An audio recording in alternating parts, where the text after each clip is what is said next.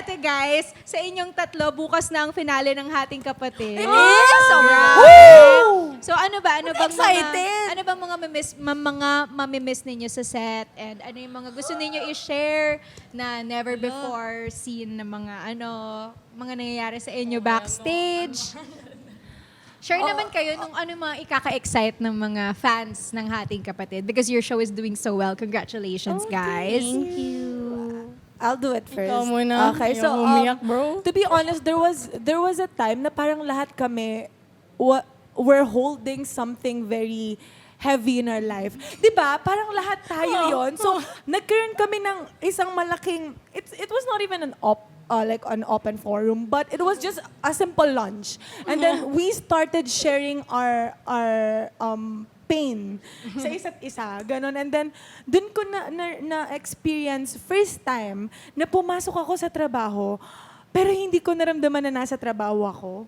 Naramdaman ko na mas safe pa ako dun kaysa sa sarili kong bahay. Ganon. And since then, na-excite akong pumasok. And naging comfortable tayo sa isa't isa na we started sharing so many things. Yung mga bagay na ikinasaya namin, mga bagay na ikinalungkot namin, or yung current situation na pinagdadaanan namin. As in, dito sa duration ng taping na to, ang daming nangyari sa mga personal life namin, di ba? Super. And naging sandalan namin yung isa't isa. So yun yung isa sa mga takes ko dito sa Hating Kapatid. Literal na naging magkakapatid kami. Yeah, so... like, I feel like Matibay I ako, saw matibay everyone ako. cried. Not because yun yung kailangan sa eksena, but because kailangan namin yun as at tao, ilabas yun, yung emotion na yun to someone. And nagawa namin yun through the help of each other. Kaya I'm really, really Grabe, lucky. tagal din natin ng taping no? Ilang months Oo, tayo ang tagal. Ang tagal natin nagtiping, almost a year. Kaya ang daming nangyari sa mga personal life din namin. And I'm just really happy that when that happened to me, I was with you guys. Yeah, so dito talaga napatunayan sa akin ni Lord yung quote na everything happens for a reason. So I feel like that happened to me during that time because I was with them. And God knew they will help me in that situation. So I'm really, really lucky. Kaya I think it shows yung dynamic namin sa show, lumitaw talaga like yung friendship namin, yung alam mo yun, yung ganun. So, yes, thank you so much po, Hating Kapatid. Thank you so much sa cast. Thank you so much sa lahat. And sa mga sumuporta sa amin, please, panoorin niyo po yung last episode namin tomorrow. Woo! Yes! Kayo namang dalawa. Di ba? I know. Okay. Okay, so I think this is my, hindi ko lang kung third or second teleserye. So, my first is First Yaya and then First Lady. Wala akong masyadong ka-age. Everyone's all older or, well, two or like younger.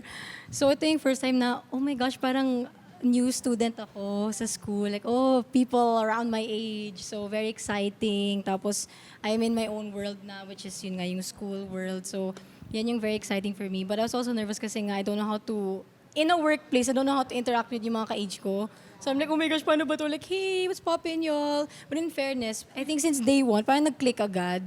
Everyone clicked agad, which, oh, thank God. And we clicked so seamlessly, and I'm so thankful for that. And yun nga, I feel like, just like the storyline of Hating Kapatid, if you know, you know, grabe yung divine timing. As in, everything that was happening in our personal lives, without even saying it, was happening all at the same time. Tapos, girl, lalo na tayong dalawa, girl. Oh my God, I There's remember something, and there I'm like, was a time. Tell them what happened. This Oh, is yeah, staircase, yeah. I think, were you looking at me? I was looking at you. Basta we just Yeah. looked at each other, tapos, Girl, I think you're experiencing the same thing that I'm tas sabi experiencing ko, right did now. you, sabi mo, Yes! exactly the Yes. same thing. Exactly the same thing. Ayun. So parang I feel like we just grew as a family. So, hello. Hindi ako iyak, guys. Kaya ko to. Hindi ako iyak. Because I love y'all. Oh, okay. Hindi ako iyak. But yeah, I love Hating Kapatid family. I love you guys so much. And of course, thank you to everyone who supported. This means a lot to not only me, but to my family because I don't know when this will happen again. Lalo na sa family ko.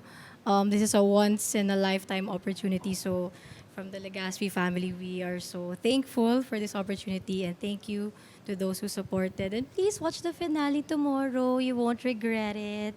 Iiyak kayo. And in a good way. Yeah. I think. Yeah. Depende yan sa'yo. I don't know. But yeah, please watch tomorrow. Hati Kapatid finale. What? That's crazy. Congrats, guys. Ikaw, Vince, may dadagdag ka pa ba dyan? Ganda ng mga sinabi nila eh. Oo nga, na-pressure ako eh. Gusto ko yung may tears ka, ha? Pero nung start ng Hating Kapatid, sobrang challenging din sa akin kasi kakalabas ko lang ng PBB nun. Yeah. And nawawala pa ako nun. As in, yung utak ko kung san-san pa, tapos sobrang fresh pa sa akin yung experience yung PBB na parang, shit, nandito ako sa labas, ang daming tao, ganun. So, na-overwhelm ako. And isa din yun na parang, nahirapan din ako mag-adjust kasi lahat sila mga babae. Oo nga Pag nasa school. Oh, Oo nga pala. Ako lang yung guy. Minsan lang makall si Jeff. Jeff. Hindi kasi it's Jeff and Mavi eh. Yeah. Ikaw. Siya walang friend. Or minsan, pack up kagad sila, lunchtime pa lang. So ako yung nandun. So, pero na-push naman ako na parang alam mo yung mag-reach out, ganyan. Yun nga yung nagustuhan ko kasi parang if hindi ako napunta sa ganung klaseng situation, baka nandun lang ako sa gilid or ganyan. Pero nag-turn out na naging close ko din sila. One of the girls. Yeah. Can I just share? Nung mga una talaga, I felt it na meron siyang wall sa amin. Oh, yeah. No? He was Oo. not talking to us. He was just in a corner. Vibing there. Using his phone. Meron siyang AirPods.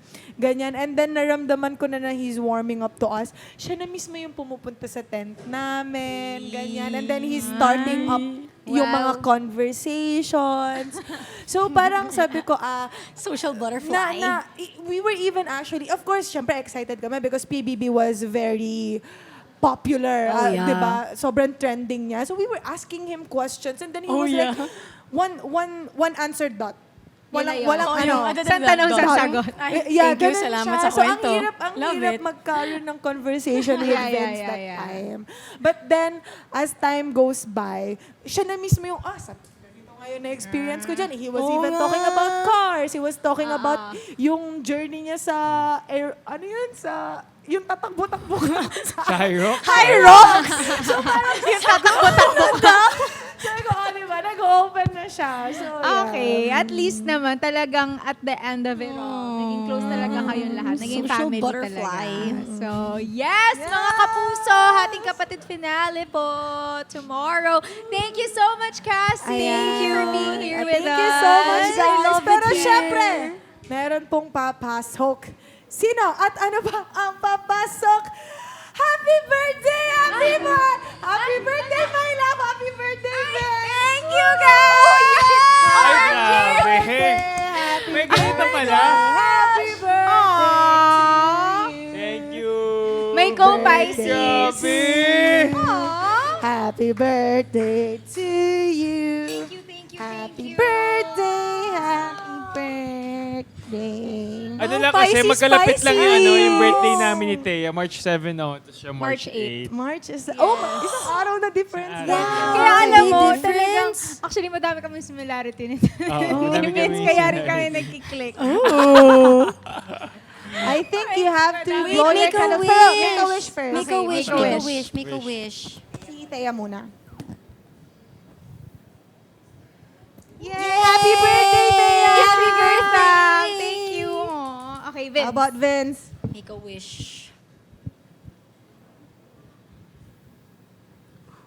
Yay! Happy birthday, Vince! Thank you, Trigger! Thank you, Cass! And thank you sa ating guest host. Thank you. Yay! Thank you, guys. At syempre, thank you, The Coast Cafe! Thank you! Thank you guys for the delicious food.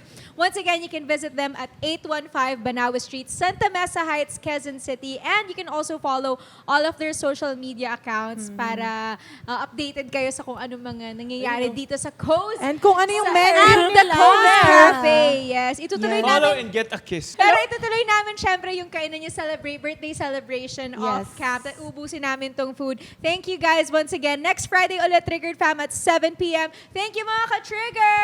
Thank you guys!